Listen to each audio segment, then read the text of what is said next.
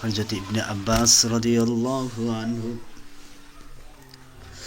বর্ণনা করেছেন, মুসনাদে আহমদ কিতাবে সহিহ সনদে বর্ণিত এসেছে, রাসূল সাল্লাল্লাহু আলাইহি ওয়াসাল্লাম বলেন, রাআইতু রাব্বি আযজা ওয়া জাল্লা, রাআইতু রাব্বি আযজা ওয়া জাল্লা, আমি আমার রব আল্লাহ জাল্লা জালাহুকে দেখেছি।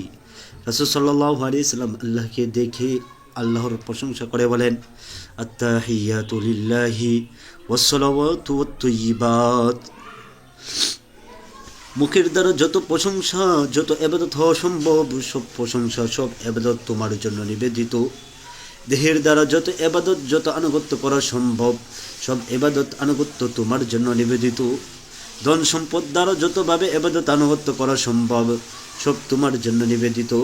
রাসূল সাল্লাল্লাহু আলাইহি ওয়াসাল্লাম যখন আল্লাহর প্রশংসায় এই কথাগুলো বলেছেন, তখন আল্লাহ তাআলা বলেছেন, আসসালামু আলাইকা আইয়ুহান নাবিয়্যু ওয়া রাহমাতুল্লাহি ওয়া বারাকাতুহু। হে নবী, তোমার জন্য সব রকম শান্তি, রহমত ও বরকতের ফায়সালা করে দিলাম। আল্লাহ তাআলা তোমার জন্য কথাটা বলেছেন, তাই রাসূল সাল্লাল্লাহু আলাইহি ওয়াসাল্লাম বলেন, আসসালামু আলাইনা ওয়া আলা ইবাদিল্লাহিস সালিহিন।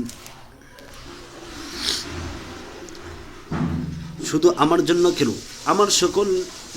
আমাদের সকলের জন্য শান্তি, রহমত ও বরকতের ফায়সালা করা হোক। তোমার সমস্ত নেককার বান্দার জন্য এর ফায়সালা করে দেওয়া হোক। আল্লাহ রাব্বুল আলামিন প্রথমেই বলে দিতে পারতেন যে তোমাদের সকলের জন্য শান্তি ও রহমত ও বরকতের ফায়সালা করে দিলাম, কিন্তু তিনি তা না বলে প্রথমে শুধু নবীর জন্য এগুলোর ফায়সালার কথা বলেন।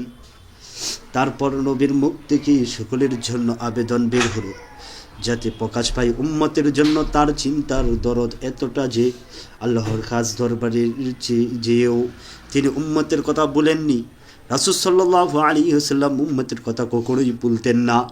হাসরের ময়দানে যখন সবচেয়ে ভয়াবহ মুহূর্ত হবে, সেই সময় তিনি উম্মতের কথা ভুলবেন না। সহিহ হাদিসে এসেছে, রাসূল সাল্লাল্লাহু আলাইহি ওয়াসাল্লাম বলেছেন, লিকুল্লি নাবিয়্যিন দাওয়াতুন মুস্তাজাবাতুন দাআ বিহা ফি উম্মতিহি ওয়া ইন্নী ইখতাবাতু দাওয়াতি শাফাআতান লিউম্মতি ইয়াওমাল কিয়ামাহ। প্রত্যেক নবীকে এমন একটা দোয়ার ক্ষমতা দেওয়া হয়েছিল যে যখন যেভাবে চাইবে তখন সেইভাবে সেই দোয়া কবুল করা হবে। রাসূল সাল্লাল্লাহু আলাইহি ওয়াসাল্লাম বলেন, সব নবী দুনিয়াতে তাদের সেই দোয়ার ক্ষমতা প্রয়োগ করে গেছেন, আমি প্রয়োগ করিনি। আমি সেটাকে রিজার্ভ রেখে দিয়েছি। কিয়ামতের দিন আমি আমার উম্মতের সুপারিশের জন্য সেই ক্ষমতা প্রয়োগ করব। দেখা গেল কিয়ামতের ভয়াবহ দিনেও রাসূল সাল্লাল্লাহু আলাইহি ওয়াসাল্লাম উম্মতের কথা ভুলবেন না। আল্লাহর কাছ দরবারে যেও তিনি উম্মতের কথা ভুলেননি। তাই বলেছেন, শান্তি, রহমত, বরকত শুধু আমার জন্য নয়, আমাদের সবার জন্য, আমার সব উম্মতের জন্য হোক। এতক্ষণ কিছু প্রশংসার কথা রাসূল সাল্লাল্লাহু আলাইহি ওয়াসাল্লামের পক্ষ থেকে বলা হলো, কিছু কথা আল্লাহর পক্ষ থেকে বলা হলো। তারপর আল্লাহ তাআলা রাসূল সাল্লাল্লাহু আলাইহি ওয়াসাল্লাম এবং আল্লাহর দরবারে উপস্থিত ফেরেশতাগণ সকলে মিলে একযোগে বললেন, কিংবা এক বর্ণনা মতে জিবরাইল আলাইহিস সালাম বলেন, আশহাদু আল্লা ইলাহা ইল্লাল্লাহু ওয়া আশহাদু আন্না মুহাম্মাদান আবদুহু ওয়া রাসূলুহু। আমি সাক্ষ্য দিচ্ছি যে আল্লাহ ছাড়া কোনো মাবুদ নেই, এবং আরও সাক্ষ্য দিচ্ছি যে মুহাম্মদ সাল্লাল্লাহু আলাইহি ওয়াসাল্লাম আল্লাহর বান্দা ও